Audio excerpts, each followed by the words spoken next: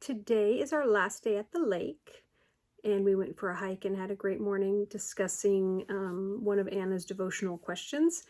And it was about naming 5 perceptions that you have of yourself, and good or bad. I named a lot of good things about myself, hoping that I didn't have to name any of the bad things. But it was interesting because it just led to a great conversation about how we see ourselves and how sometimes that's inaccurate. And one of the things that she mentioned, or I mentioned, was that I have felt pretty stupid most of my life. And so we started talking about that. And so I recorded a video the day after I made the one with me reading my foreword in my book. And I've sort of been hesitant to share it.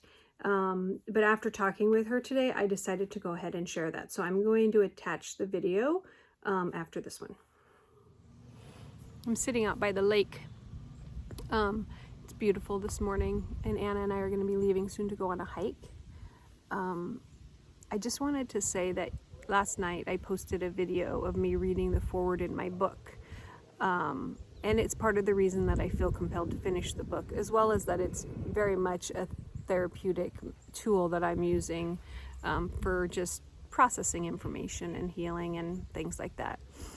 But me reading out loud and then posting it is something I never thought that I would do. And a lot of people who know me and who are close to me know this information, but many people don't know that. And when I was in my 30s, I was diagnosed as being mildly dyslexic.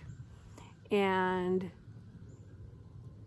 it was a huge relief to me to finally have a diagnosis for all the struggles that I'd gone through, for all the frustrations, for all the studying that I did that did nothing, and I could never recall the information. You know, it's just like, it was nice to be like, oh, it makes sense.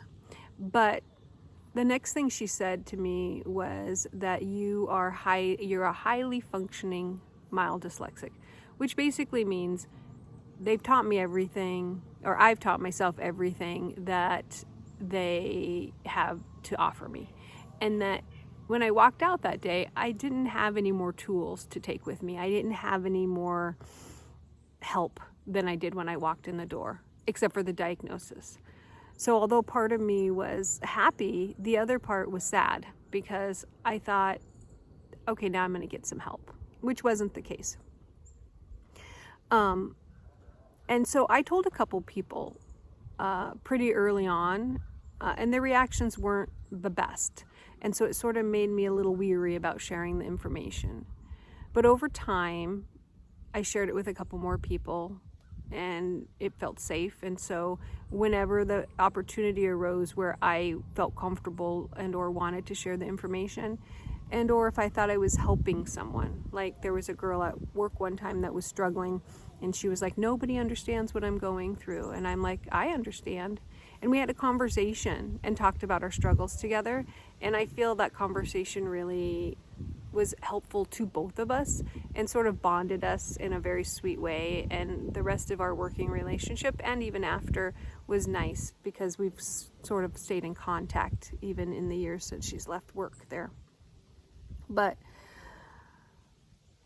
that was one of my earlier shares, and from then on I have been more open in sharing it with people that I think it will help, that I know are struggling and need some extra support and love and understanding. And it's not to say that my struggles were the same as hers and or anybody else's. These are my personal struggles. I process things differently and or store things differently in my brain and or retrieve things differently in my brain than somebody else. But nobody would know that I struggle 100 times a day over different things unless I tell them. And I don't often tell people because I never want it to be used as an excuse for me not being able to do something.